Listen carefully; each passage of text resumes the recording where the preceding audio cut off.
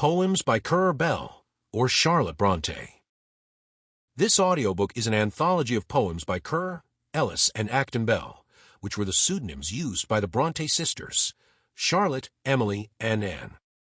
The Brontë sisters, Charlotte, Emily, and Anne, were English authors known for their literary contributions during the 19th century. They grew up in Haworth, Yorkshire, in a remote parsonage, where they developed a close bond and a shared passion for storytelling. Initially publishing under male pseudonyms, Currer, Ellis, and Acton Bell, to avoid gender bias, their works explored themes of love, morality, and human nature, often with strong and independent female protagonists. These works can be found in the Gutenberg Project for free. You can check out for more in the website, www.gutenberg.org. Disclaimer: this part contains only the works of Charlotte Brontë, or as named by her pseudonym, Currer Bell. For more content like this, you can check out in the Lost Century Press channel, and stay tuned for more audiobooks like these. Content Table. 1. Pilot's Wife's Dream. 2. Mementos. 3. The Wife's Will. 4. Francis. 5. Gilbert. 6. Life. 7. The Letter. 8. Regret. 9. Presentiment. 10. The Teacher's Monologue. 11. Passion. 12. Preference. 13. Evening Solace. 14. Stanzas. 15. Parting. 16. Apostasy. 17. Winter Stores. 18. The Missionary. Get comfortable and let the story unfold. Enjoy the journey. Pilot's Wife's Dream. I've quenched my lamp, I struck it in that start, which every limb convulsed, I heard it fall. The crash blent with my sleep, I saw depart its light, even as I woke, on yonder wall. Over against my bed, there shone a gleam, strange, faint, and mingling also with my dream. It sank, and I am wrapped in utter gloom. How far is night advanced, and when will day retinga the dusk and livid air with bloom, and fill this void with warm, creative ray? Would I could sleep again till, clear and red, morning shall on the mountain tops be spread. I'd call my women, but to break their sleep, because my own is broken, were unjust. They've wrought all day, and well-earned slumbers steep their labors in forgetfulness, I trust. Let me my feverish watch with patience bear, thankful that none with me its sufferings share. Yet, oh, for light! One ray would tranquilize my nerves, my pulses, more than effort can. I'll draw my curtain and consult the skies. These trembling stars at dead of night look wan, wild, restless, strange, yet cannot be more drear than this my couch, shared by a nameless fear. All black, one great cloud, drawn from east to west, conceals the heavens, but there are lights below. Torches burn in Jerusalem, and cast on yonder stony mount a lurid glow. I see men stationed there, and gleaming spears. A sound, too, from afar, invades my ears.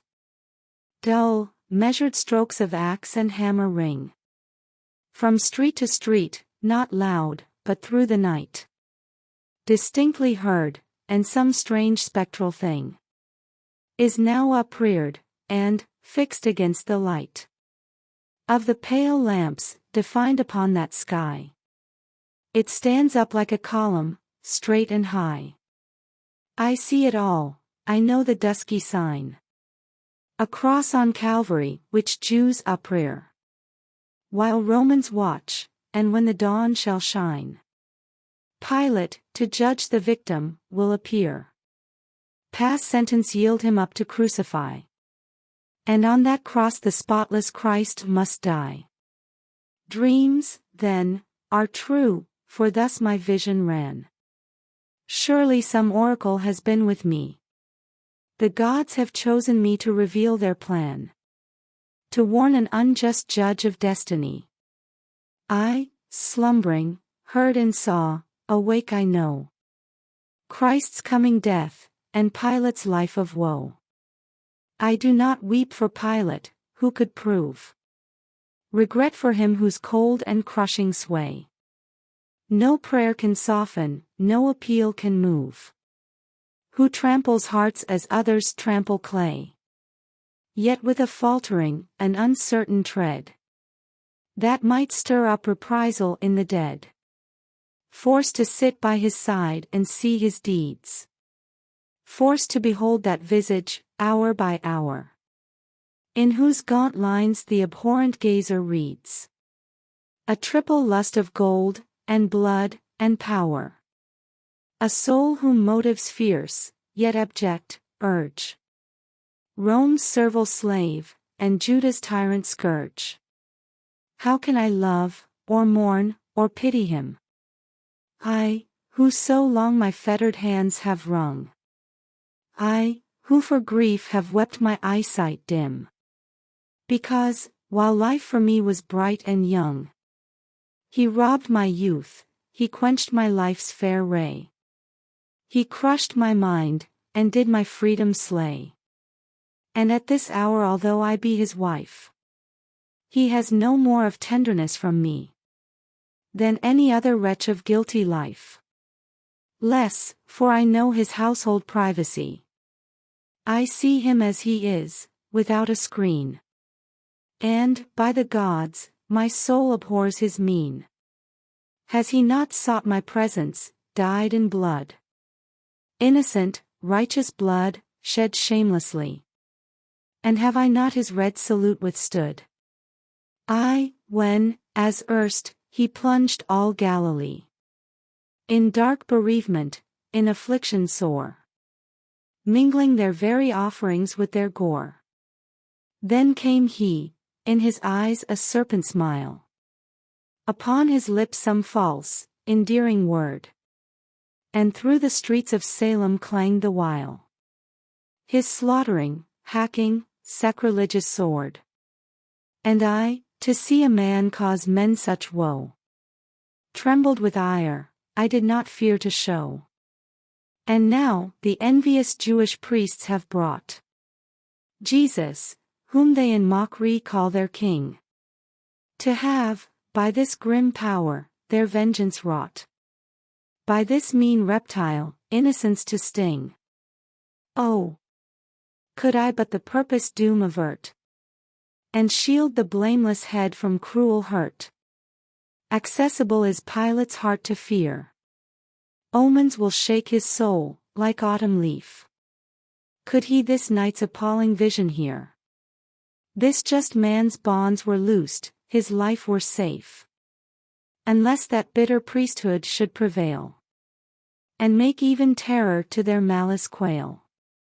Yet if I tell the dream, but let me pause. What dream? Erewhile the characters were clear, graved on my brain, at once some unknown cause has dimmed and raised the thoughts, which now appear like a vague remnant of some bypast scene. Not what will be, but what, long since, has been. I suffered many things, I heard foretold. A dreadful doom for Pilate, lingering woes in far, barbarian climes, where mountains cold built up a solitude of trackless snows. There he and grisly wolves prowled side by side. There he lived famished, there, methought, he died. But not of hunger, nor by malady. I saw the snow around him, stained with gore. I said I had no tears for such as he. And, lo! My cheek is wet, mine eyes run o'er. I weep for mortal suffering, mortal guilt. I weep the impious deed, the blood self-spilt. More I recall not, yet the vision spread into a world remote, an age to come. And still the illumined name of Jesus shed a light, a clearness, through the unfolding gloom. And still I saw that sign, which now I see. That cross on yonder brow of Calvary. What is this Hebrew Christ, to me unknown? His lineage, doctrine, mission, yet how clear is God-like goodness in his actions shown. How straight and stainless is his life's career.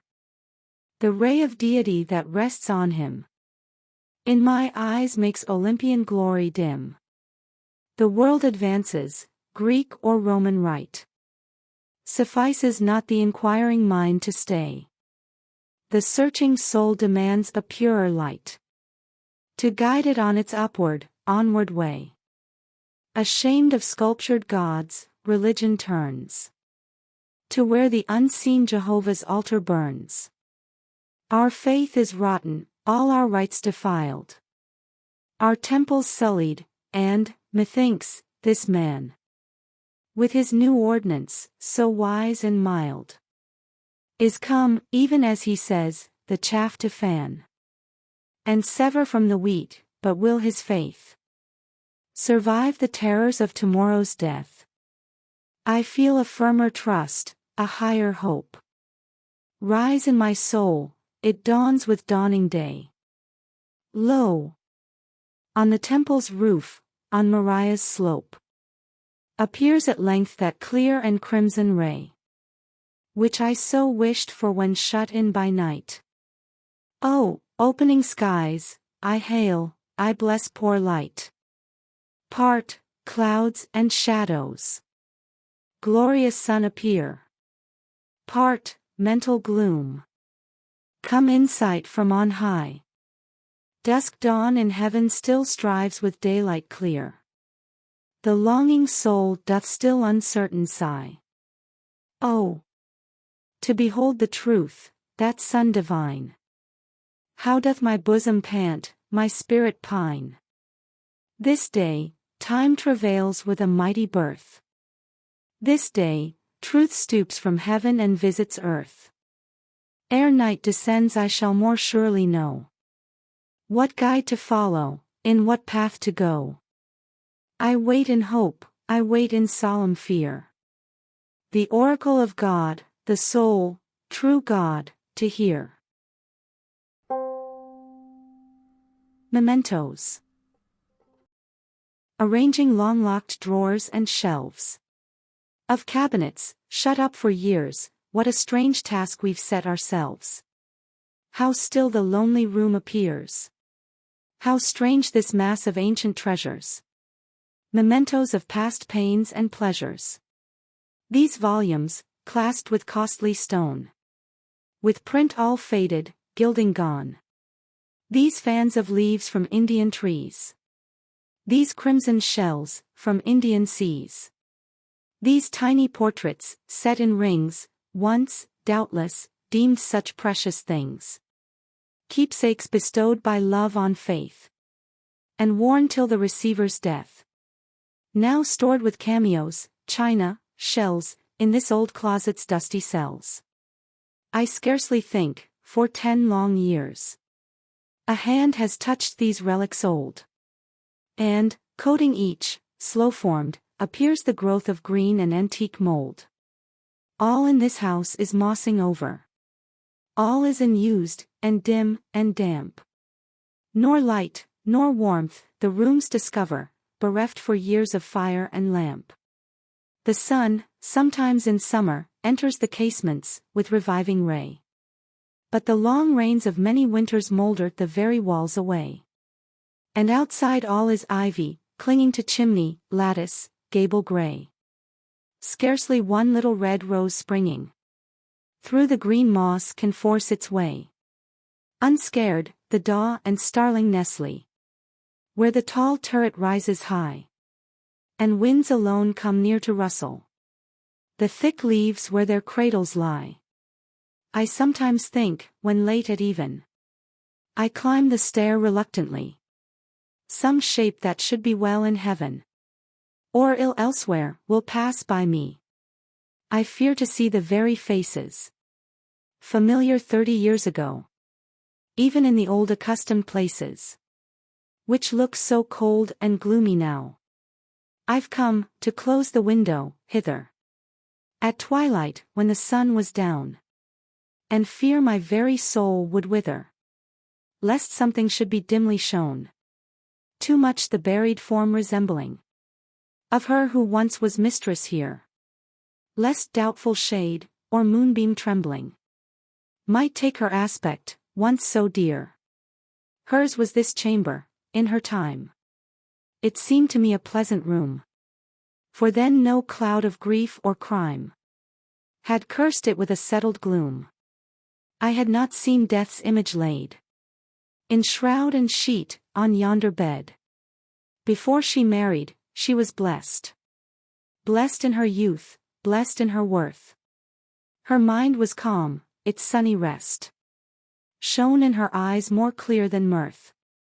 And when attired in rich array, light, lustrous hair about her brow, she yonder sat, a kind of day lit up what seems so gloomy now. These grim oak walls even then were grim. That old carved chair was then antique. But what around looked dusk and dim served as a foil to her fresh cheek. Her neck and arms, of hue so fair, eyes of unclouded, smiling light. Her soft, and curled, and floating hair, gems and attire, as rainbow bright, reclined in yonder deep recess. Ofttimes she would, at evening, lie watching the sun. She seemed to bless with happy glance the glorious sky. She loved such scenes, and as she gazed, her face evinced her spirit's mood. Beauty or grandeur ever raised in her a deep-felt gratitude. But of all lovely things, she loved a cloudless moon, on summer night. Full oft have I impatience proved to see how long her still delight would find a theme in reverie, out on the lawn, or where the trees let in the lustre fitfully, as their boughs parted momently to the soft, languid, summer breeze. Alas, that she should e'er have flung those pure, though lonely joys away, deceived by false and guileful tongue. She gave her hand, then suffered wrong. Oppressed, ill-used, she faded young, and died of grief by slow decay. Open that casket, look how bright those jewels flash upon the sight. The brilliants have not lost a ray of luster, since her wedding day. But see, upon that pearly chain, how dim lies time's discoloring stain. I've seen that by her daughter worn. For, ere she died, a child was born. A child that ne'er its mother knew, that lone, and almost friendless grew. For, ever, when its step drew nigh, averted was the father's eye. And then, a life impure and wild made him a stranger to his child. Absorbed in vice, he little cared on what she did, or how she fared. The love withheld she never sought. She grew uncherished, learnt untaught. To her the inward life of thought full soon was open laid. I know not if her friendlessness did sometimes on her spirit press, but plaint she never made. The bookshelves were her darling treasure. She rarely seemed the time to measure, while she could read alone. And she too loved the twilight wood, and often, in her mother's mood, away to yonder hill would hie, like her, to watch the setting sun, or see the stars born, one by one, out of the darkening sky. Nor would she leave that hill till night trembled from pole to pole with light. Even then, upon her homeward way, long, long her wandering steps delayed, to quit the somber forest shade, through which her eerie pathway lay. You ask if she had beauty's grace. I know not, but a nobler face my eyes have seldom seen. A keen and fine intelligence, and, better still, the truest sense, were in her speaking mien. But bloom or luster was there none. Only at moments, fitful shone an ardor in her eye that kindled on her cheek a flush, warm as a red sky's passing blush, and quick with energy. Her speech, too, was not common speech. No wish to shine, or aim to teach, was in her words displayed. She still began with quiet sense, but oft the force of eloquence came to her lips in aid. Language and voice unconscious changed, and thoughts, in other words arranged, her fervid soul transfused into the hearts of those who heard, and transient strength and ardor stirred in minds to strengthen used. Yet in gay crowd or festal glare, grave and retiring was her air. 'Twas seldom, save with me alone, that fire of feeling freely shone. She loved not awes nor wonders gaze, nor even exaggerated praise, nor even notice, if too keen. The curious gazer searched her mien. Nature's own green expanse revealed the world, the pleasures, she could prize. On free hillside, in sunny field, in quiet spots by woods concealed, grew wild and fresh her chosen joys. Yet nature's feelings deeply lay in that endowed and youthful frame, shrined in her heart and hid from day. They burned unseen with silent flame. In youth's first search for mental light, she lived but to reflect and learn. But soon her mind's maturer might for stronger task did pant and yearn, and stronger task did fate assign, task that a giant's strength might strain, to suffer long and ne'er repine. Be calm in frenzy, smile at pain, pale with the secret war of feeling, sustained with courage, mute, yet high, the wounds at which she bled, revealing only by altered cheek and eye. She bore in silence, but when passion surged in her soul with ceaseless foam, the storm at last brought desolation, and drove her exiled from her home. And silent still, she straight assembled the wrecks of strength her soul retained. For though the wasted body trembled, the unconquered mind, to quail, disdained. She crossed the sea, now lone she wanders by Seine's, or Rhine's, or Arno's flow. Fain would I know if distance renders relief or comfort to her woe. Fain would I know if, henceforth, ever, these eyes shall read in hers again that light of love which faded never, though dimmed so long with secret pain. She will return, but cold and altered, like all whose hopes too soon depart, like all on whom have beat, unsheltered, the bitter blasts that blight the heart. No more shall I behold her lying calm on a pillow, smoothed by me. No more that spirit, worn with sighing, will know the rest of infancy.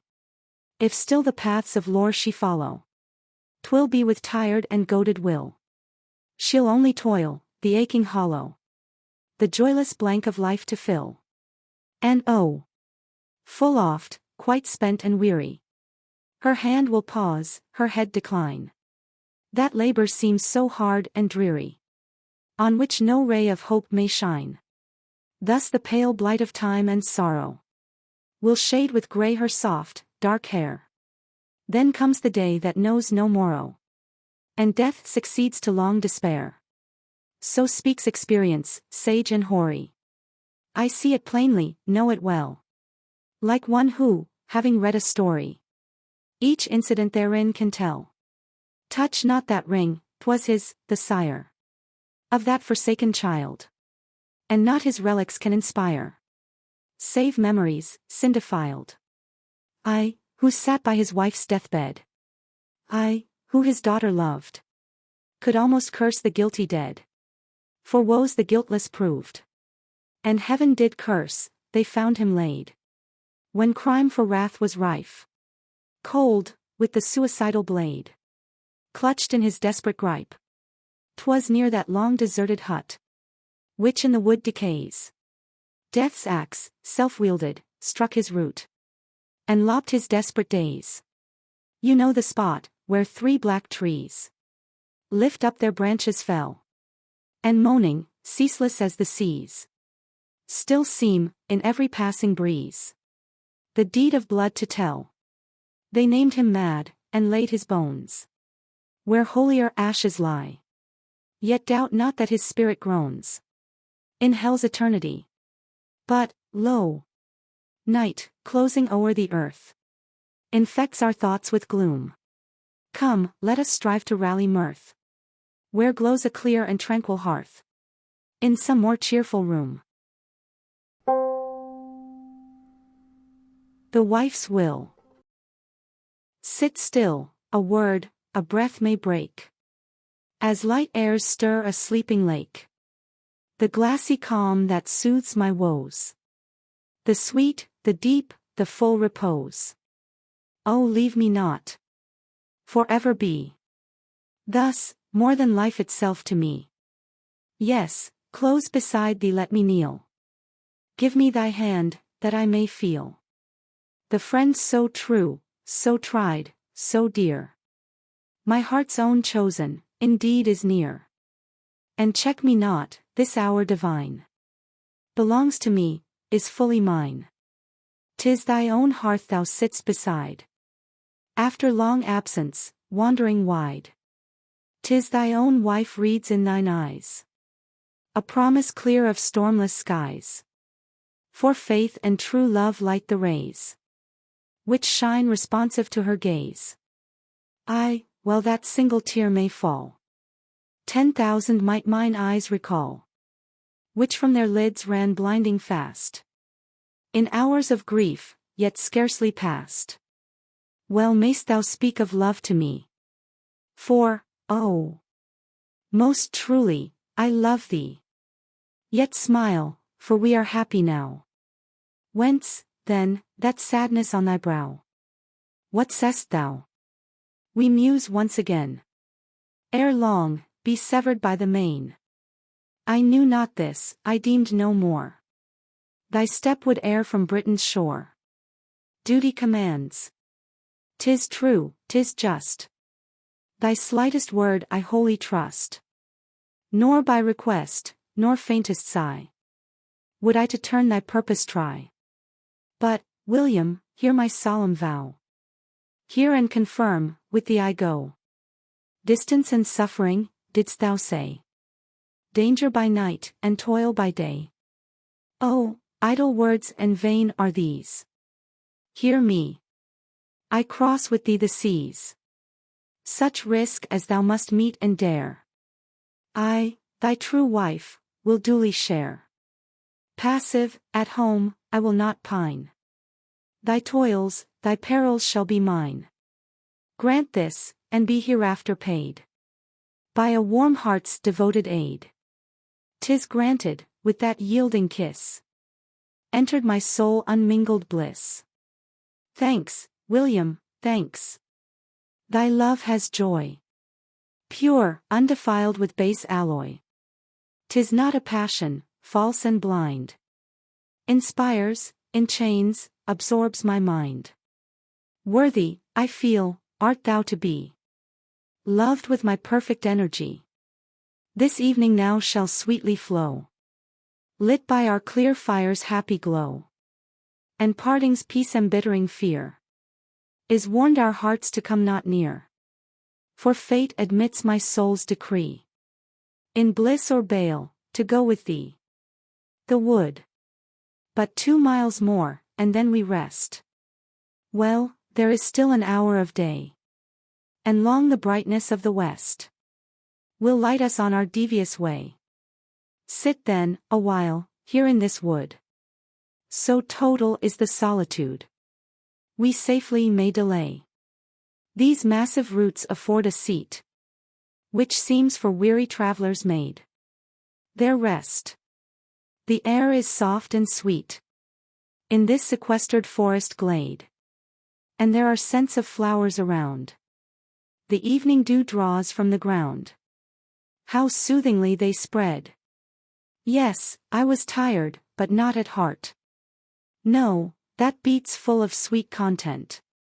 For now I have my natural part of action with adventure blent, cast forth on the wide world with thee. and all my once waste energy to weighty purpose bent. Yet, say'st thou, spies around us roam. Our aims are termed conspiracy. Haply, no more our English home an anchorage for us may be.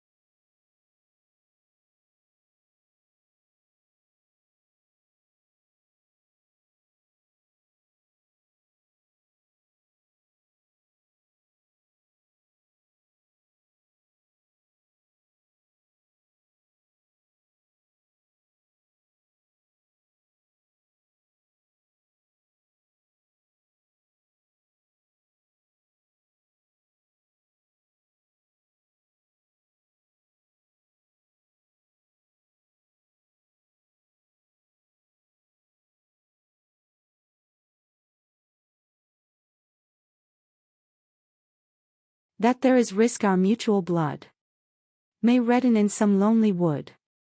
The knife of treachery. Say'st thou, that where we lodge each night, in each lone farm, or lonelier hall of Norman pier, ere morning light, suspicion must as duly fall. As day returns, such vigilance presides and watches over France. Such rigor governs all. I fear not, William, dost thou fear? So that the knife does not divide. It may be ever hovering near. I could not tremble at thy side. And strenuous love, like mine for thee, is buckler strong 'gainst treachery, and turns its stab aside. I am resolved that thou shalt learn to trust my strength as I trust thine. I am resolved our souls shall burn with equal, steady, mingling shine. Part of the field is conquered now. Our lives in the same channel flow, along the selfsame line. And while no groaning storm is heard, thou seem'st content it should be so. But soon as comes a warning word of danger, straight thine anxious brow bends over me a mournful shade, as doubting if my powers are made to ford the floods of woe. No, then it is my spirit swells and drinks, with eager joy, the air of freedom, where at last it dwells, chartered, a common task to share with thee, and then it stirs alert, and pants to learn what menaced hurt demands for thee its care.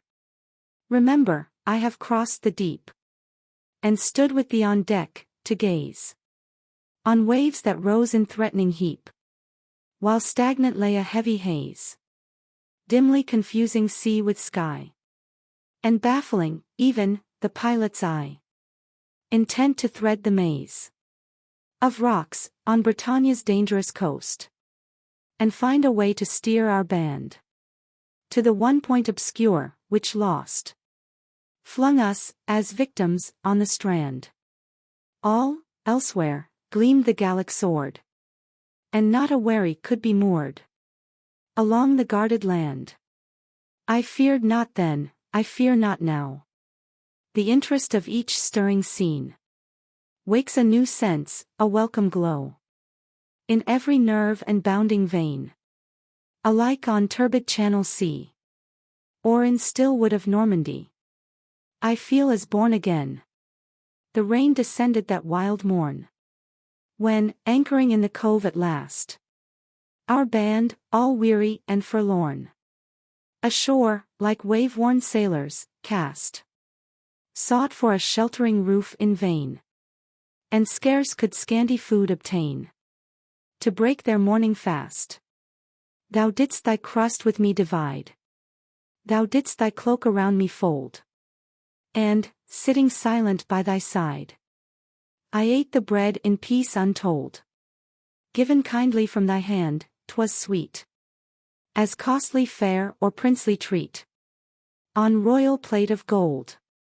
Sharp blew the sleet upon my face. And, rising wild, the gusty wind drove on those thundering waves apace. Our crew so late had left behind. But, spite of frozen shower and storm, so close to thee, my heart beat warm. And tranquil slept my mind. So now, nor footsore nor oppressed with walking all this August day, I taste a heaven in this brief rest. This gypsy halt beside the way. England's wild flowers are fair to view. Like balm is England's summer dew. Like gold her sunset ray. But the white violets, growing here, are sweeter than I yet have seen. And ne'er did dew so pure and clear distill on forest mosses green. As now, called forth by summer heat, perfumes our cool and fresh retreat. These fragrant limes between that sunset. Look beneath the boughs. Over the copse, beyond the hills. How soft, yet deep and warm it glows. And heaven with rich suffusion fills. With hues where still the opal's tint. Its gleam of prisoned fire is blent. Where flame through azure thrills. Depart we now, for fast will fade that solemn splendor of decline. And deep must be the aftershade. As stars alone tonight will shine. No moon is destined, pale, to gaze on such a day's vast phoenix blaze. A day in fires decayed. There, hand in hand we tread again the mazes of this varying wood. And soon, amid a cultured plain, girt in with fertile solitude, we shall our resting place descry, marked by one roof tree, towering high above a farmstead rude.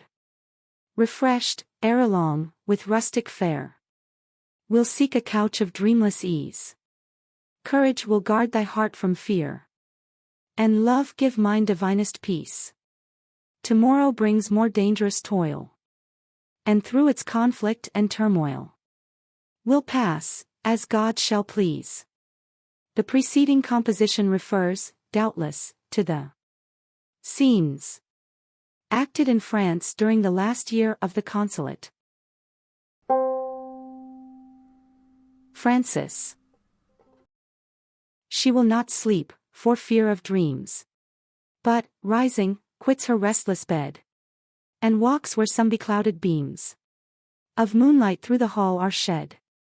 Obedient to the goad of grief, her steps, now fast, now lingering slow, in varying motions seek relief from the humanities of woe. Wringing her hands, at intervals, but long as mute as phantom dim, she glides along the dusky walls, under the black oak rafters grim.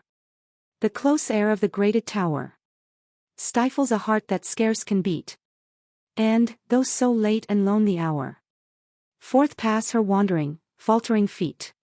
And on the pavement spread before the long front of the mansion grey, her steps imprint the night frost hoar, which pale on grass and granite lay. Not long she stayed where misty moon and shimmering stars could on her look, but through the garden archway soon her strange and gloomy path she took. Some firs, coeval with the tower, their straight black boughs stretched o'er her head. Unseen, beneath this sable bower, rustled her dress and rapid tread. There was an alcove in that shade, screening a rustic seat and stand. Weary she sat her down, and laid her hot brow on her burning hand. To solitude and to the night some words she now, in murmurs, said, and trickling through her fingers white, some tears of misery she shed. God help me in my grievous need. God help me in my inward pain, which cannot ask for pity's meed, which has no license to complain, which must be borne, yet who can bear? Hours long, days long, a constant weight, the yoke of absolute despair, a suffering wholly desolate. Who can forever crush the heart? Restrain its throbbing, curb its life. Dissemble truth with ceaseless art. With outward calm mask inward strife. She waited, as for some reply. The still and cloudy night gave none. Ere long, with deep-drawn, trembling sigh, her heavy plaint again begun. Unloved, I love, unwept, I weep. Grief I restrain, hope I repress. Vain is this anguish, fixed and deep. Vainer, desires and dreams of bliss. My love awakes no love again. My tears collect, and fall unfelt. My sorrow touches none with pain. My humble hopes to nothing melt. For me the universe is dumb. Stone deaf, and blank, and wholly blind. Life I must bound, existence sum. In the straight limits of one mind. That mind my own. Oh! Narrow cell. Dark, imageless, a living tomb. There must I sleep, there wake and dwell. Content, with palsy, pain, and gloom. Again she paused, a moan of pain. A stifled sob, alone was heard. Long silence followed, then again. Her voice the stagnant midnight stirred. Must it be so? Is this my fate? Can I nor struggle, nor contend? And am I doomed for years to wait? Watching death's lingering axe descend. And when it falls, and when I die, what follows? Vacant nothingness.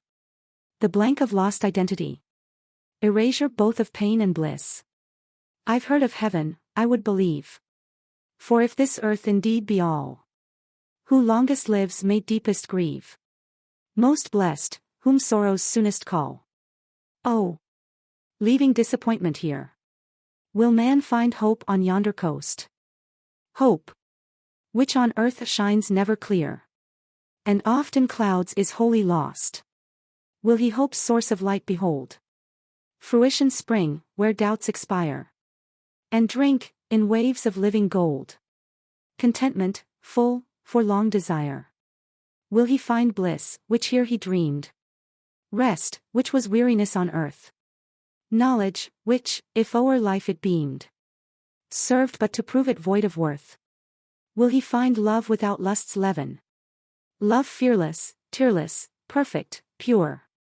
To all with equal bounty given. In all, unfeigned, unfailing, sure.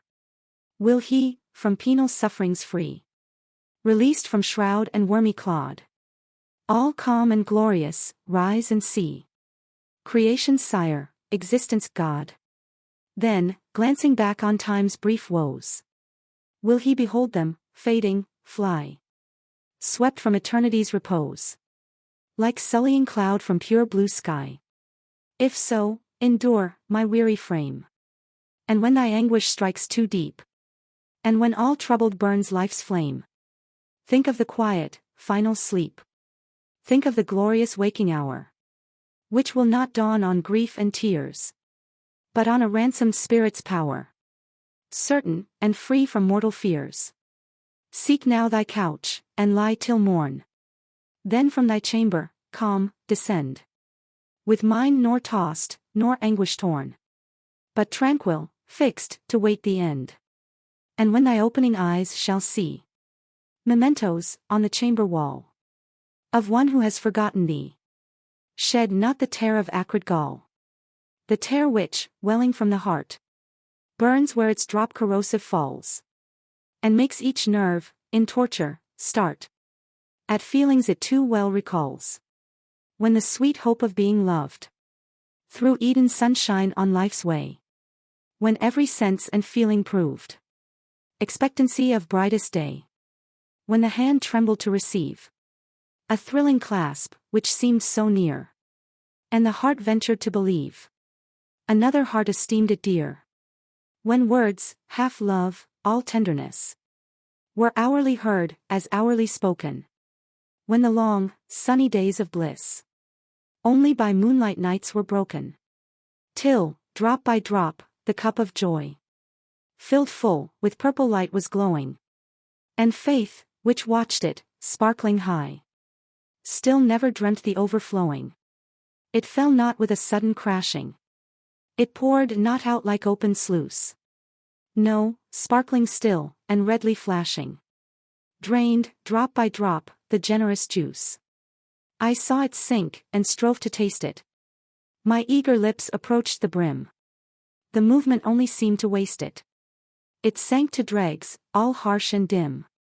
These I have drunk, and they forever have poisoned life and love for me. A draught from Sodom's lake could never more fiery, salt, and bitter be. Oh! Love was all a thin illusion. Joy, but the desert's flying stream. And glancing back on long delusion, my memory grasps a hollow dream. Yet whence that wondrous change of feeling? I never knew, and cannot learn. Nor why my lover's eye, congealing, grew cold and clouded, proud and stern. Nor wherefore, friendship's forms forgetting, he careless left, and cool withdrew. Nor spoke of grief, nor fond regretting, nor even one glance of comfort threw. And neither word nor token sending of kindness, since the parting day. His course, for distant regions bending, went, self-contained and calm, away. Oh, bitter, blighting, keen sensation, which will not weaken, cannot die. Hasten thy work of desolation, and let my tortured spirit fly. Vain as the passing gale, my crying. Though lightning struck, I must live on. I know, at heart, there is no dying. Of love, and ruined hope, alone. Still strong and young, and warm with vigor. Though scathed, I long shall greenly grow. And many a storm of wildest rigor shall yet break o'er my shivered bough. Rebellious now to blank inert ion, my unused strength demands a task. Travel, and toil, and full exertion are the last, only boon I ask. Whence, then, this vain and barren dreaming of death, and dubious life to come? I see a nearer beacon gleaming over dejection's sea of gloom. The very wildness of my sorrow tells me I yet have innate force. My track of life has been too narrow. Effort shall trace a broader course. The world is not in yonder tower. Earth is not prisoned in that room, mid whose dark panels, hour by hour, I've sat, the slave and prey of gloom. One feeling, turned to utter anguish, is not my being's only aim. When, lorn and loveless, life will languish, but courage can revive the flame. He, when he left me, went a-roving to sunny climes, beyond the sea. And I, the weight of woe removing, am free and fetterless as he. New scenes, new language, skies less clouded, may once more wake the wish to live. Strange, foreign towns, astir, and crowded, new pictures to the mind may give. New forms and faces, passing ever, may hide the one I still retain. Defined, and fixed, and fading never. Stamped deep on vision, heart, and brain. And we might meet, time may have changed him. Chance may reveal the mystery, the secret influence which estranged him. Love may restore him yet to me. False thought, false hope, in scorn be banished. I am not loved, nor loved have been. Recall not, then, the dreams scarce vanished. Traitors, mislead me not again. To words like yours I bid defiance. 'Tis such my mental wreck have made. Of God alone, and self-reliance, I ask for solace, hope for aid. Morn comes, and ere meridian glory o'er these, my natal woods, shall smile. Both lonely wood and mansion hoary I'll leave behind, full many a mile. Gilbert. Part Number 1. The Garden. Above the city hung the moon, right o'er a plot of ground, where flowers and orchard trees were fenced, with lofty walls around. 'Twas Gilbert's garden, there tonight. Awhile he walked alone, and, tired with sedentary toil, mused where the moonlight shone. This garden, in a city heart, lay still as houseless wild, though many windowed mansion fronts were round it, closely piled. But thick their walls, and those within lived lives by noise unstirred. Like wafting of an angel's wing, time's flight by them was heard. Some soft piano notes alone were sweet as faintly given, where ladies, doubtless, cheered the hearth with song that winter even. The city's many mingled sounds rose like the hum of ocean. They rather lulled the heart than roused its pulse to faster motion. Gilbert has paced the single walk an hour, yet is not weary. And, though it be a winter night, he feels nor cold nor dreary. The prime of life is in his veins, and sends his blood fast flowing. And fancy's fervor warms the thoughts, now in his bosom glowing. Those thoughts recur to early love, or what he love would name. Though haply Gilbert's secret deeds might other title claim, such theme not oft his mind absorbs. He to the world clings fast, and too much for the present lives to linger o'er the past. But now the evening's deep repose has glided to his soul. That moonlight falls on memory, and shows her fading scroll. One name appears in every line. The gentle rays shine o'er, and still he smiles and still repeats that one name, Eleanor. There is no sorrow in his smile, no kindness in his tone. The triumph of a selfish heart speaks coldly there alone. He says, she loved me more than life. And truly it was sweet to see so fair a woman kneel in bondage at my feet. There was a sort of quiet bliss to be so deeply loved, to gaze on trembling eagerness, and sit myself unmoved. And when it pleased my pride to grant at last some rare caress, to feel the fever of that hand my fingers deigned to press, 'twas sweet to see her strive to hide what every glance revealed, endowed, the while, with despot might her destiny to wield. I knew myself no perfect man, nor, as she deemed, divine. I knew that I was glorious, but by her reflected shine, her youth, her native energy, her powers newborn and fresh, 'twas these with Godhead sanctified my sensual frame of flesh. Yet, like a god did I descend at last, to meet her love. And, like a god, I then withdrew to my own heaven above. And never more could she invoke my presence to her sphere. No prayer, no plaint, no cry of hers could win my awful ear. I knew her blinded constancy would ne'er my deeds betray. And, calm in conscience, whole in heart, I went my tranquil way. Yet, sometimes, I still feel a wish, the fond and flattering pain of passion's anguish to create in her young breast again. Bright was the luster of her eyes when they caught fire from mine. If I had power, this very hour, again I'd light their shine. But where she is, or how she lives, I have no clue to know. I've heard she long my absence pined, and left her home in woe. But busied, then, in gathering gold, as I am busied now, I could not turn from such pursuit to weep a broken vow. Nor could I give to fatal risk the fame I ever prized. Even now, I fear, that precious fame is too much compromised. An inward trouble dims his eye.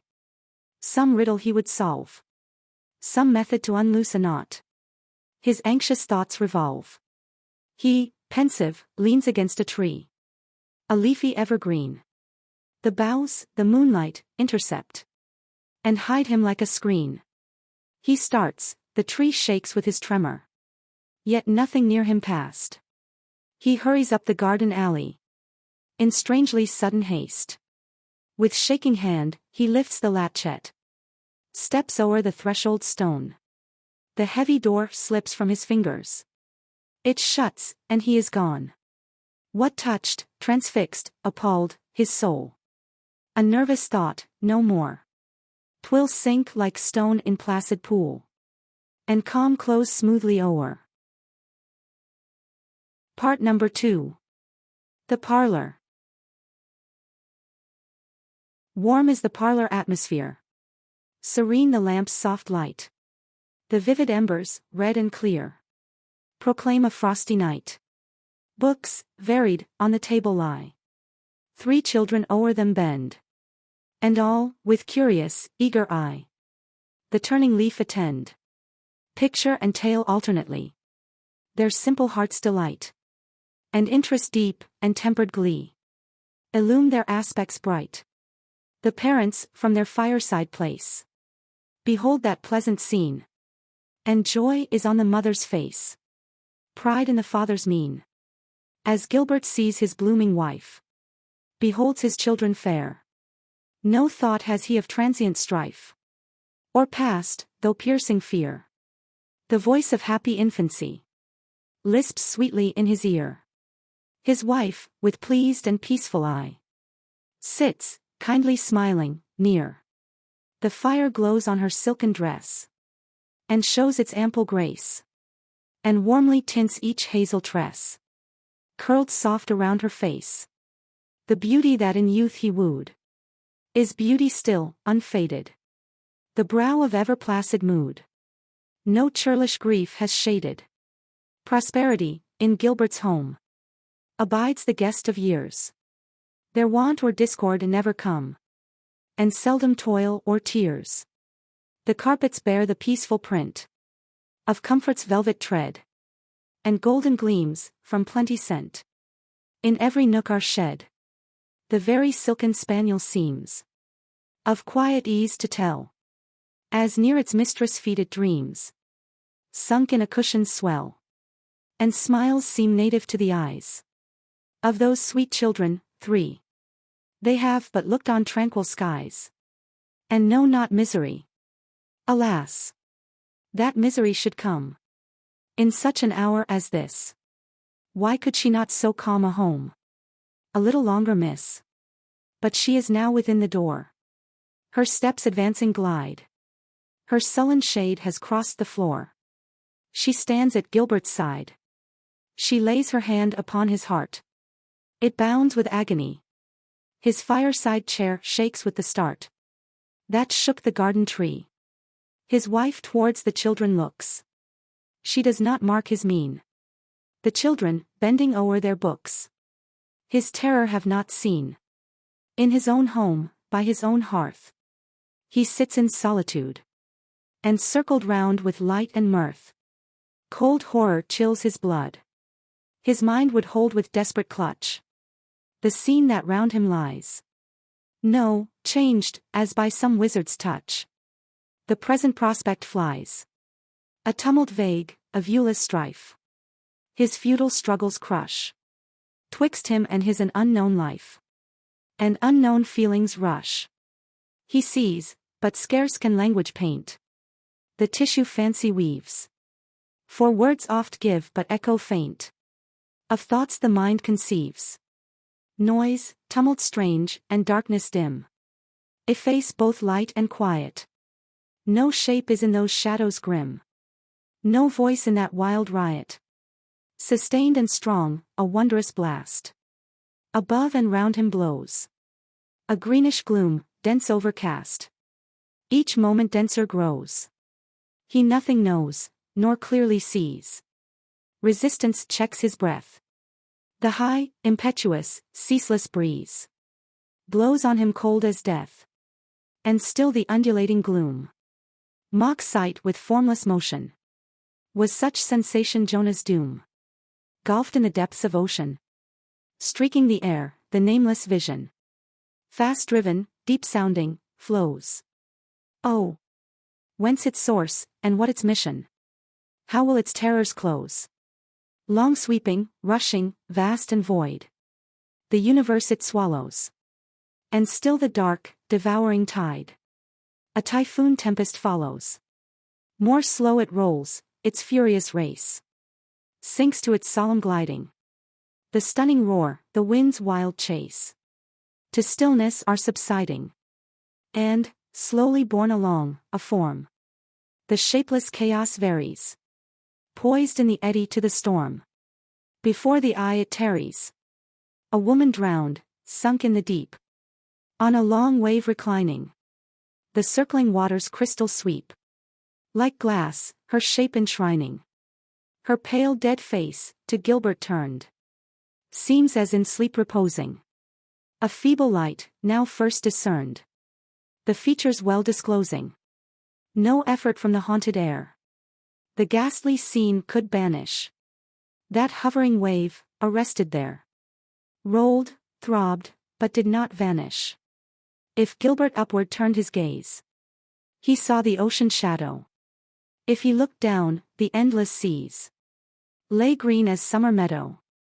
And straight before, the pale corpse lay, upborne by air or billow. So near, he could have touched the spray that churned around its pillow. The hollow anguish of the face had moved a fiend to sorrow. Not death's fixed calm could raise the trace of suffering's deep-worn furrow. All moved, a strong returning blast. The mass of waters raising bore wave and passive carcass past. While Gilbert yet was gazing deep in her isle-conceiving womb, it seemed the ocean thundered. And soon, by realms of rushing gloom, were seer and phantom sundered. Then swept some timbers from a wreck, on following surges riding. Then seaweed, in the turbid rack, uptorn, went slowly gliding. The horrid shade, by slow degrees, a beam of light defeated. And then the roar of raving seas, fast, far, and faint, retreated. And all was gone, gone like a mist. Course, billows, tempest, wreck. 3 children close to Gilbert pressed, and clung around his neck. "Good night. Good night," the prattlers said, and kissed their father's cheek. 'Twas now the hour their quiet bed and placid rest to seek. The mother with her offspring goes to hear their evening prayer. She not of Gilbert's vision knows, and not of his despair. Yet, pitying God, abridged the time of anguish, now his fate. Though, haply, great has been his crime, thy mercy, too, is great. Gilbert, at length, uplifts his head, bent for some moments low. And there is neither grief nor dread upon his subtle brow. For well can he his feelings task, and well his looks command. His features well his heart can mask, with smiles and smoothness bland. Gilbert has reasoned with his mind. He says, 'twas all a dream. He strives his inward sight to blind against truth's inward beam. He pitied not that shadowy thing, when it was flesh and blood. Nor now can pity's balmy spring refresh his arid mood. And if that dream has spoken truth, thus musingly he says, if Eleanor be dead, in sooth, such chance the shock repays. A net was woven round my feet. I scarce could further go, ere shame had forced a fast retreat. Dishonor brought me low. Conceal her, then, deep, silent sea. Give her a secret grave. She sleeps in peace, and I am free. No longer terror's slave. And homage still, from all the world, shall greet my spotless name. Since surges break and waves are curled above its threatened shame. Part number 3. The Welcome Home. Above the city hangs the moon. Some clouds are boding rain. Gilbert, erewhile on journey gone, tonight comes home again. 10 years have passed above his head. Each year has brought him gain. His prosperous life has smoothly sped, without or tear or stain. 'Tis somewhat late, the city clocks 12 deep vibrations toll, as Gilbert at the portal knocks, which is his journey's goal. The street is still and desolate, the moon hid by a cloud. Gilbert, impatient, will not wait. His second knock peals loud. The clocks are hushed, there's not a light in any window nigh, and not a single planet bright looks from the clouded sky. The air is raw, the rain descends. A bitter north wind blows. His cloak the traveller scarce defends. Will not the door unclose? He knocks the third time, and the last. His summons now they hear. Within, a footstep, hurrying fast, is heard approaching near. The bolt is drawn, the clanking chain falls to the floor of stone. And Gilbert to his heart will strain his wife and children soon. The hand that lifts the latchet holds a candle to his sight. And Gilbert, on the step, beholds a woman, clad in white. Lo! Water from her dripping dress runs on the streaming floor. From every dark and clinging tress the drops incessant pour. There's none but her to welcome him. She holds the candle high, and, motionless in form and limb, stands cold and silent nigh. There's sand and seaweed on her robe. Her hollow eyes are blind. No pulse in such a frame can throb.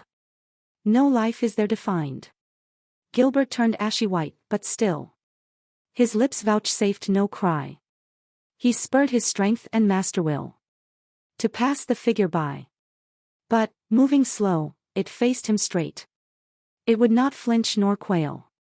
Then first did Gilbert's strength abate, his stony firmness quail. He sank upon his knees and prayed. The shape stood rigid there. He called aloud for human aid. No human aid was near. An accent strange did thus repeat heaven's stern but just decree. The measure thou to her didst meet, to thee shall measured be. Gilbert sprang from his bended knees, by the pale spectre pushed, and, wild as one whom demons seize, up the hall staircase rushed. Entered his chamber, near the bed. Sheathed steel and firearms hung. Impelled by maniac purpose dread, he chose those stores among. Across his throat a keen-edged knife with vigorous hand he drew. The wound was wide, his outraged life rushed rash and redly through. And thus died, by a shameful death, a wise and worldly man, who never drew but selfish breath, since first his life began. Life. Life, believe, is not a dream, so dark as sages say. Oft a little morning rain foretells a pleasant day. Sometimes there are clouds of gloom, but these are transient all. If the shower will make the roses bloom, oh, why lament its fall? Rapidly, merrily, life's sunny hours flit by. Gratefully, cheerily, enjoy them as they fly. What though death at times steps in and calls our best away? What though sorrow seems to win o'er hope a heavy sway? Yet hope again elastic springs. Unconquered, though she fell, still buoyant are her golden wings. Still strong to bear us well. Manfully, fearlessly, the day of trial bear. For gloriously, victoriously, can courage quell despair. The letter. What is she writing? Watch her now. How fast her fingers move. How eagerly her youthful brow is bent in thought above. Her long curls, drooping, shade the light. She puts them quick aside, nor knows that band of crystals bright. Her hasty touch untied, it slips adown her silken dress, falls glittering at her feet. Unmarked it falls, for she no less pursues her labor sweet. The very loveliest hour that shines is in that deep blue sky. The golden sun of June declines. It has not caught her eye. The cheerful lawn, and unclosed gate. The white road, far away. In vain for her light footsteps wait. She comes not forth today. There is an open door of glass, close by that lady's chair. From thence, to slopes of messy grass, descends a marble stair. Tall plants of bright and spicy bloom around the threshold grow. Their leaves and blossoms shade the room from that sun's deepening glow. Why does she not a moment glance between the clustering flowers? And mark in heaven the radiant dance of evening's rosy hours. Oh, look again. Still fixed her eye. Unsmiling, earnest, still. And fast her pen and fingers fly. Urged by her eager will. Her soul is in absorbing task. To whom, then, doth she write? Nay, watch her still more closely, ask. Her own eyes' serious light. Where do they turn, as now her pen hangs o'er unfinished line? Whence fell the tearful gleam that then did in their dark spheres shine? The summer parlor looks so dark, when from that sky you turn, and from expanse of that green park, you scarce may aught discern. Yet, o'er the piles of porcelain rare, o'er flower stand, couch, and vase, sloped, as if leaning on the air, one picture meets the gaze. 'Tis there she turns, you may not see distinct what form defines the clouded mass of mystery, yon broad gold frame confines. But look again, inured to shade.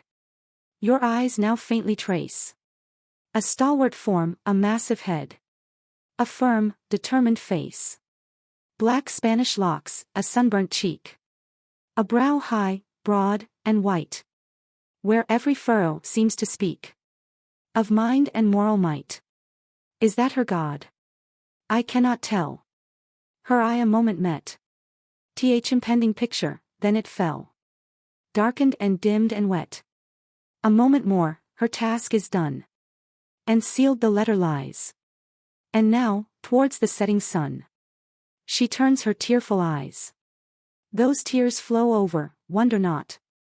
For by the inscription see, in what a strange and distant spot her heart of hearts must be. 3 seas and many a league of land that letter must pass o'er, ere read by him to whose loved hand 'tis sent from England's shore. Remote colonial wilds detain her husband, loved though stern. She, mid that smiling English scene, weeps for his wished return. Regret. Long ago I wished to leave the house where I was born. Long ago I used to grieve. My home seemed so forlorn. In other years, its silent rooms were filled with haunting fears. Now, their very memory comes, o'ercharged with tender tears.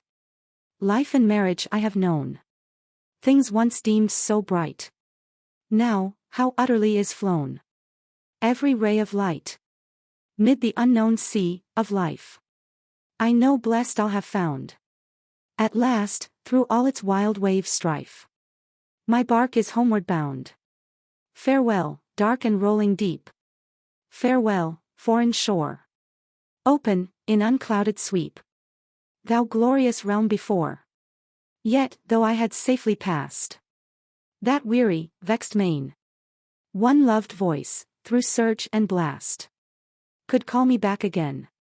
Though the soul's bright morning rose o'er paradise for me, William, even from heaven's repose, I'd turn, invoked by thee. Storm nor surge should e'er arrest my soul, exulting then. All my heaven was once thy breast. Would it were mine again. Presentiment. Sister, you've sat there all the day. Come to the hearth awhile. The wind so wildly sweeps away, the clouds so darkly pile. That open book has lain, unread, for hours upon your knee. You've never smiled nor turned your head. What can you, sister, see? Come hither, Jane, look down the field. How dense a mist creeps on. The path, the hedge, are both concealed. Even the white gate is gone. No landscape through the fog I trace. No hill with pastures green. All featureless is nature's face. All masked in clouds her mien. Scarce is the rustle of a leaf heard in our garden now. The year grows old, its days wax brief. The tresses leave its brow. The rain drives fast before the wind. The sky is blank and gray. Oh Jane, what sadness fills the mind on such a dreary day. You think too much, my sister dear. You sit too long alone. What though November days be drear? Full soon will they be gone. I've swept the hearth, and placed your chair. Come, Emma, sit by me. Our own fireside is never drear. Though late and wintry wane the year, though rough the night may be, the peaceful glow of our fireside imparts no peace to me. My thoughts would rather wander wide than rest, dear Jane, with thee. I'm on a distant journey bound, and if, about my heart, two closely kindred ties were bound, 'twould break when forced to part. Soon will November days be o'er. Well have you spoken, Jane. My own forebodings tell me more. For me, I know by presage sure, they'll ne'er return again. Ere long, nor sun nor storm to me will bring or joy or gloom. They reach not that eternity which soon will be my home. 8 months are gone, the summer sun sets in a glorious sky. A quiet field, all green and lone, receives its rosy dye. Jane sits upon a shaded stile. Alone she sits there now. Her head rests on her hand the while, and thought o'ercasts her brow. She's thinking of one winter's day, a few short months ago. Then Emma's bier was borne away o'er wastes of frozen snow. She's thinking how that drifted snow dissolved in spring's first gleam, and how her sister's memory now fades, even as fades a dream. The snow will whiten earth again, but Emma comes no more. She left, mid winter's sleet and rain, this world for heaven's far shore. On Beulah's hills she wanders now, on Eden's tranquil plain. To her shall Jane hereafter go, she ne'er shall come to Jane. The Teacher's Monologue. The room is quiet, thoughts alone people its mute tranquility. The yoke put off, the long task done. I am, as it is bliss to be, still and untroubled. Now, I see, for the first time, how soft the day. O'er waveless water, stirless tree, silent and sunny, wings its way. Now, as I watch that distant hill, so faint, so blue, so far removed, sweet dreams of home my heart may fill. That home where I am known and loved. It lies beyond, yon azure brow parts me from all earth holds for me. And, morn and eve, my yearnings flow thitherward tending, changelessly. My happiest hours, all the time, I love to keep in memory. Lapsed among moors, ere life's first prime decayed to dark anxiety. Sometimes, I think a narrow heart makes me thus mourn those far away, and keeps my love so far apart from friends and friendships of today. Sometimes, I think 'tis but a dream I treasure up so jealously. All the sweet thoughts I live on seem to vanish into vacancy. And then, this strange, coarse world around seems all that's palpable and true. And every sight, and every sound combines my spirit to subdue.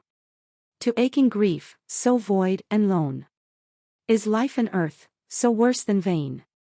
The hopes that, in my own heart sown, and cherished by such sun and rain, as joy and transient sorrow shed, have ripened to a harvest there. Alas! Methinks I hear it said, thy golden sheaves are empty air. All fades away, my very home, I think will soon be desolate. I hear, at times, a warning come of bitter partings at its gate. And, if I should return and see the hearth fire quenched, the vacant chair, and hear it whispered mournfully that farewells have been spoken there, what shall I do, and whither turn? Where look for peace? When cease to mourn? 'Tis not the air I wish to play, the strain I wish to sing. My wilful spirit slipped away and struck another string. I neither wanted smile nor tear, bright joy nor bitter woe. but just a song that's sweet and clear, though haply sad, might flow. A quiet song, to solace me when sleep refused to come. A strain to chase despondency when sorrowful for home. In vain I try, I cannot sing. All feels so cold and dead. No wild distress, no gushing spring of tears and anguish shed, but all the impatient gloom of one who waits a distant day, when, some great task of suffering done, repose shall toil repay. For youth departs, and pleasure flies, and life consumes away, and youth's rejoicing ardor dies beneath this drear delay. And patience, weary with her yoke, is yielding to despair, and health's elastic spring is broke beneath the strain of care. Life will be gone ere I have lived. Where now is life's first prime? I've worked and studied, longed and grieved, through all that rosy time. To toil, to think, to long, to grieve, is such my future fate. The morn was dreary, must the eve be also desolate? Well, such a life at least makes death a welcome, wished-for friend. Then, aid me, reason, patience, faith, to suffer to the end. Passion. Some have won a wild delight by daring wilder sorrow. Could I gain thy love tonight, I'd hazard death tomorrow. Could the battle struggle earn one kind glance from thine eye, how this withering heart would burn the heady fight to try. Welcome nights of broken sleep, and days of carnage cold. Could I deem that thou wouldst weep to hear my perils told? Tell me, if with wandering bands I roam full far away, wilt thou to those distant lands in spirit ever stray? Wild, long, a trumpet sounds afar. Bid me go, where Sikh and Briton meet in war. On Indian Sutlej's flow, blood has dyed the Sutlej's waves with scarlet stain, I know. Indus borders yawn with graves. Yet, command me go, though rank and high the holocaust of nations steams to heaven. Glad I'd join the death-doomed host, were but the mandate given. Passion's strength should nerve my arm, its ardor stir my life, till human force to that dread charm should yield and sink in wild alarm, like trees to tempest strife. If, hot from war, I seek thy love, darest thou turn aside? Darest thou then my fire reprove by scorn and maddening pride?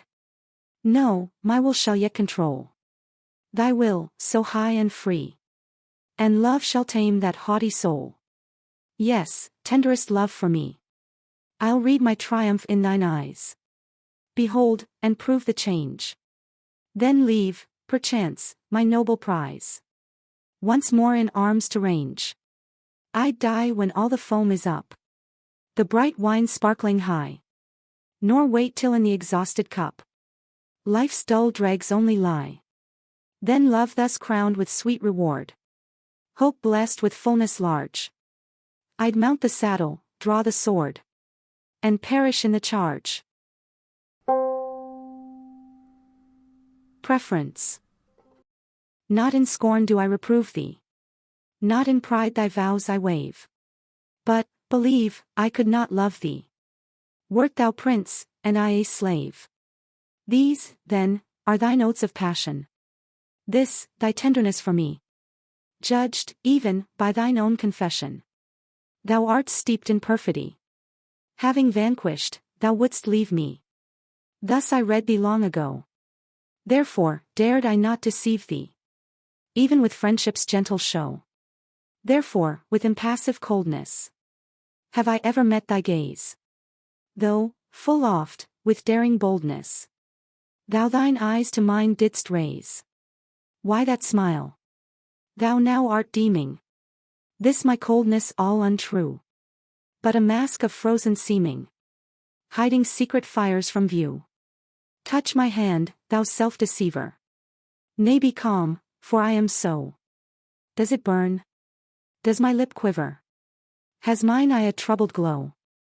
Canst thou call a moment's color to my forehead, to my cheek? Canst thou tinge their tranquil pallor with one flattering, feverish streak? Am I marble? What? No woman could so calm before thee stand. Nothing living, sentient, human could so coldly take thy hand. Yes, a sister might, a mother. My goodwill is sisterly. Dream not, then, I strive to smother fires that inly burn for thee. Rave not, rage not, wrath is fruitless. Fury cannot change my mind. I but deem the feeling rootless, which so whirls in passion's wind. Can I love? Oh, deeply, truly, warmly, fondly, but not thee. And my love is answered duly, with an equal energy. Wouldst thou see thy rival? Hasten. Draw that curtain soft aside. Look where yon thick branches chasten noon, with shades of eventide. In that glade, where foliage blending forms a green arch overhead, sits thy rival, thoughtful bending o'er a stand with papers spread. Motionless, his fingers plying that untired, unresting pen. Time and tide unnoticed flying. There he sits, the first of men. Man of conscience, man of reason. Stern, perchance, but ever just. Foe to falsehood, wrong, and treason. Honor's shield, and virtue's trust. Worker, thinker, firm defender of heaven's truth, man's liberty. Soul of iron, proof to slander. Rock where founders tyranny. Fame he seeks not, but full surely she will seek him, in his home. This I know, and wait securely for the atoning hour to come. To that man my faith is given. Therefore, soldier, cease to sue. While God reigns in earth and heaven, I to him will still be true. Evening Solace. The human heart has hidden treasures, in secret kept, in silence sealed. The thoughts, the hopes, the dreams, the pleasures, whose charms were broken if revealed. And days may pass in gay confusion, and nights in rosy riot fly, while, lost in fame's or wealth's illusion, the memory of the past may die. But there are hours of lonely musing, such as in evening silence come, when, soft as birds their pinions closing, the heart's best feelings gather home. Then in our souls there seems to languish a tender grief that is not woe, and thoughts that once wrung groans of anguish now cause but some mild tears to flow, and feelings, once as strong as passions, float softly back, a faded dream. Our own sharp griefs and wild sensations, the tale of others' sufferings seem.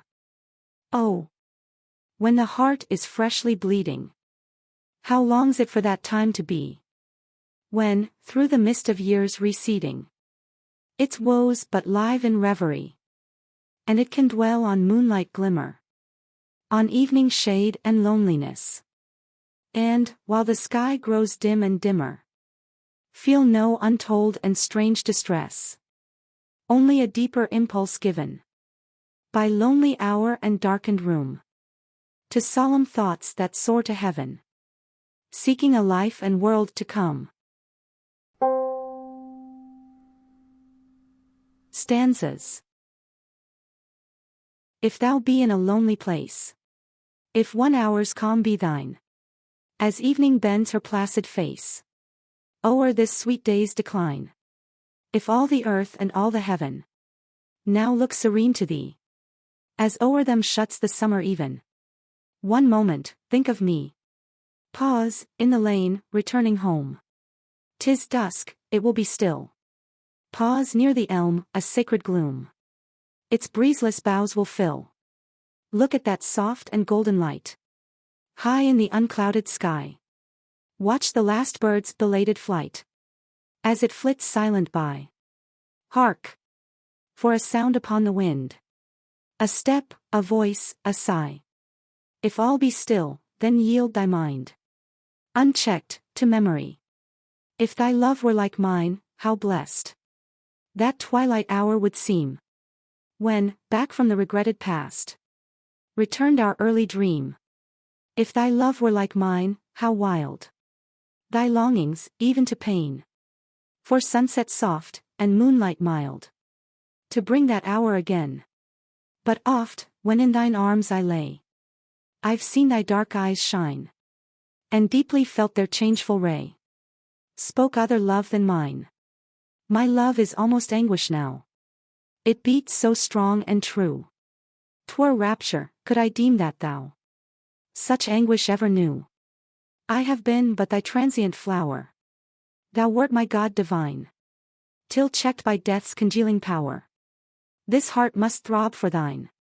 And well my dying hour were blessed, if life's expiring breath should pass, as thy lips gently pressed my forehead cold in death, and sound my sleep would be, and sweet, beneath the churchyard tree. If sometimes in thy heart should beat one pulse, still true to me. Parting. There's no use in weeping, though we are condemned to part. There's such a thing as keeping a remembrance in one's heart. There's such a thing as dwelling on the thought ourselves have nursed, and with scorn and courage telling the world to do its worst. We'll not let its follies grieve us, we'll just take them as they come, and then every day will leave us a merry laugh for home. When we've left each friend and brother, when we're parted wide and far, we will think of one another as even better than we are. Every glorious sight above us, every pleasant sight beneath, we'll connect with those that love us, whom we truly love till death. In the evening, when we're sitting by the fire, perchance alone, then shall heart with warm heart meeting give responsive tone for tone. We can burst the bonds which chain us, which cold human hands have wrought, and where none shall dare restrain us, we can meet again, in thought. So there's no use in weeping. Bear a cheerful spirit still. Never doubt that fate is keeping future good for present ill. Apostasy. This last denial of my faith, thou, solemn priest, hast heard. And, though upon my bed of death, I call not back a word. Point not to thy Madonna, priest, thy sightless saint of stone. She cannot, from this burning breast, wring one repentant moan. Thou say'st, that when a sinless child, I duly bent the knee, and prayed to what in marble smiled, cold, lifeless, mute, on me. I did. But listen. Children spring full soon to riper youth, and, for love's vow and wedlock's ring, I sold my early truth. 'Twas not a grey, bare head, like thine, bent o'er me, when I said, that land and God and faith are mine, for which thy fathers bled. I see thee not, my eyes are dim, but well I hear thee say, O daughter, cease to think of him who led thy soul astray. Between you lies both space and time. Let leagues and years prevail to turn thee from the path of crime back to the church's pale. And, did I need that, thou shouldst tell what mighty barriers rise to part me from that dungeon cell where my loved Walter lies. And, did I need that thou shouldst taunt my dying hour at last, by bidding this worn spirit pant no more for what is past. Priest, must I cease to think of him? How hollow rings that word! Can time, can tears, can distance dim the memory of my Lord? I said before, I saw not thee, because, an hour agone, over my eyeballs, heavily, the lids fell down like stone. but still my spirit's inward sight beholds his image beam. As fixed, as clear, as burning bright, as some red planet's gleam. Talk not of thy last sacrament. Tell not thy beads for me. Both rite and prayer are vainly spent, as dews upon the sea. Speak not one word of heaven above. Rave not of hell's alarms. Give me but back my Walter's love. Restore me to his arms. Then will the bliss of heaven be won. Then will hell shrink away, as I have seen night's terrors shun the conquering steps of day. 'Tis my religion thus to love, my creed thus fixed to be. Not death shall shake, nor priestcraft break my rock-like constancy. Now go, for at the door there waits another stranger guest. He calls, I come, my pulse scarce beats. My heart fails in my breast. Again that voice, how far away! How dreary sounds that tone! And I, methinks, am gone astray in trackless wastes and lone.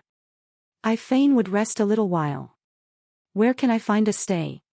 Till dawn upon the hills shall smile and show some trodden way. I come, in haste she said. 'Twas Walter's voice I heard.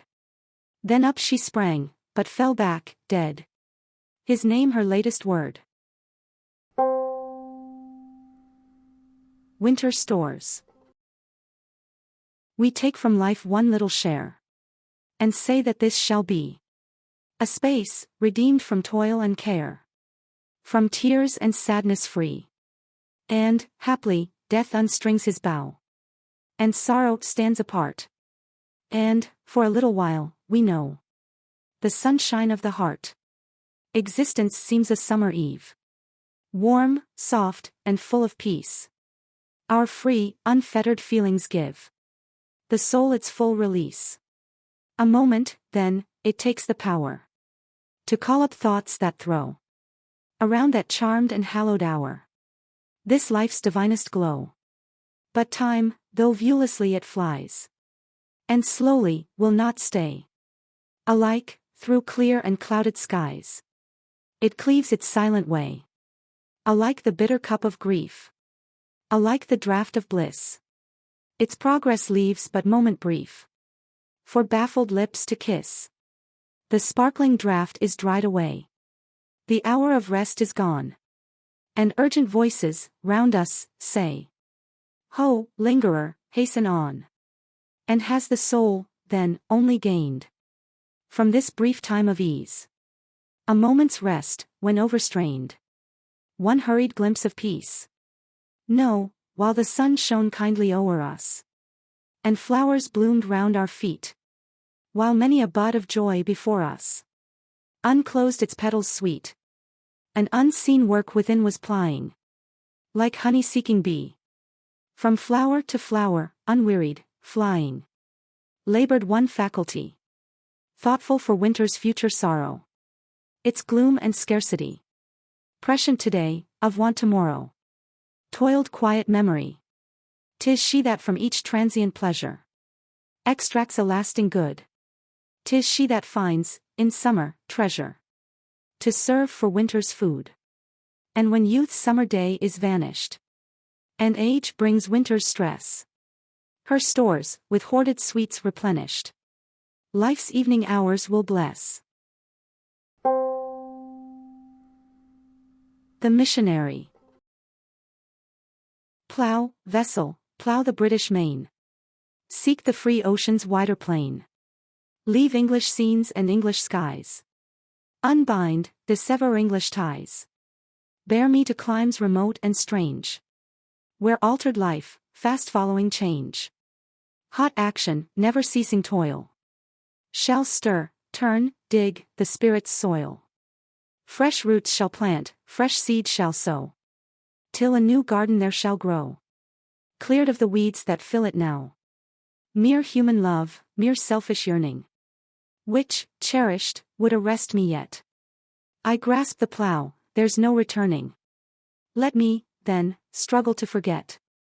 But England's shores are yet in view, and England's skies of tender blue.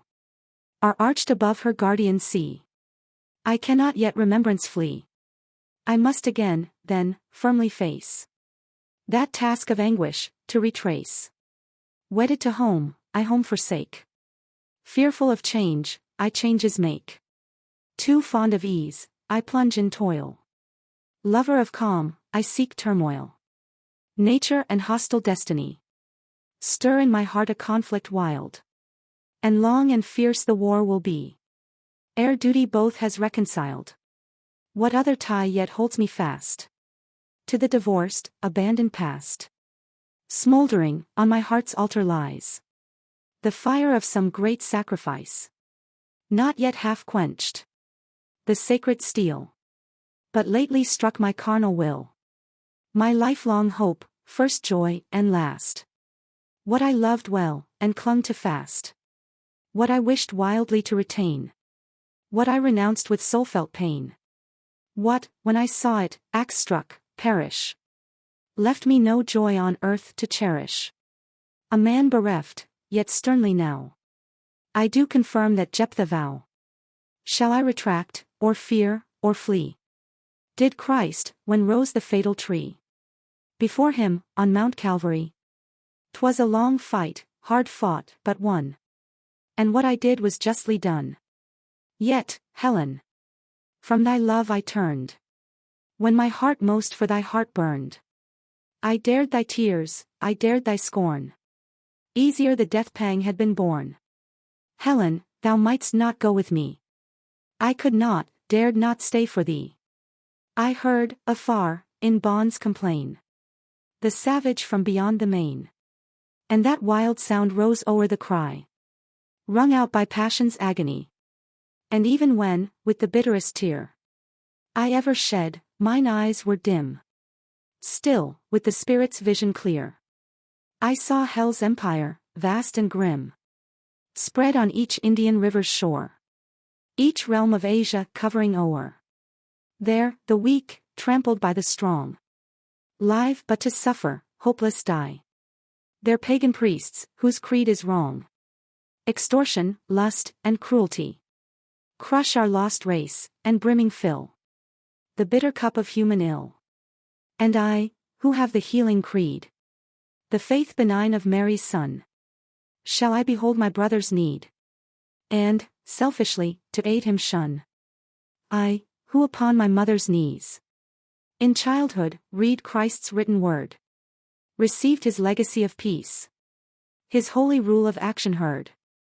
I, in whose heart the sacred sense of Jesus' love was early felt, of his pure, full benevolence, his pitying tenderness for guilt, his shepherd care for wandering sheep, for all weak, sorrowing, trembling things, his mercy vast, his passion deep, of anguish for man's sufferings. I, schooled from childhood in such lore, dared I draw back or hesitate, when called to heal the sickness sore of those far off and desolate, dark, in the realm and shades of death. Nations, and tribes, and empires lie, but even to them the light of faith is breaking on their somber sky. And be it mine to bid them raise their drooped heads to the kindling scene, and know and hail the sunrise blaze, which heralds Christ the Nazarene. I know how hell the veil will spread over their brows and filmy eyes, and earthward crush the lifted head that would look up and seek the skies. I know what war the fiend will wage against that soldier of the cross, who comes to dare his demon rage, and work his kingdom's shame and loss. Yes, hard and terrible the toil of him who steps on foreign soil, resolved to plant the gospel vine, where tyrants rule and slaves repine, eager to lift religion's light, where thickest shades of mental night screen the false god and fiendish rite, reckless that missionary blood, shed in wild wilderness and wood, has left, upon the unblessed air, the man's deep moan, the martyr's prayer. I know my lot, I only ask power to fulfill the glorious task. Willing the spirit, may the flesh strength for the day receive afresh. May burning sun or deadly wind prevail not o'er an earnest mind. May torment strange or direst death nor trample truth, nor baffle faith. Though such blood drops should fall from me, as fell in old Gethsemane. Welcome the anguish, so it gave more strength to work, more skill to save. And, oh, if brief must be my time, if hostile hand or fatal clime cut short my course, still o'er my grave, Lord, may thy harvest whitening wave, so I the culture may begin. Let others thrust the sickle in, if but the seed will faster grow. May my blood water what I sow. What? Have I ever trembling stood, and feared to give to God that blood? What? Has the coward love of life made me shrink from the righteous strife? Have human passions, human fears, severed me from those pioneers, whose task is to march first and trace paths for the progress of our race? It has been so, but grant me, Lord, now to stand steadfast by thy word, protected by salvation's helm, shielded by faith, with truth begirt, to smile when trials seek to whelm, and stand mid testing fires unhurt, hurling hell's strongest bulwarks down, even when the last pang thrills my breast, when death bestows the martyr's crown, and calls me into Jesus' rest. Then for my ultimate reward, then for the world-rejoicing word, the voice from Father, Spirit, Son. Servant of God, well hast thou done. Thank you for listening to this part of the book. I hope you appreciate the work here done. Check it out our channel, and stay tuned for more.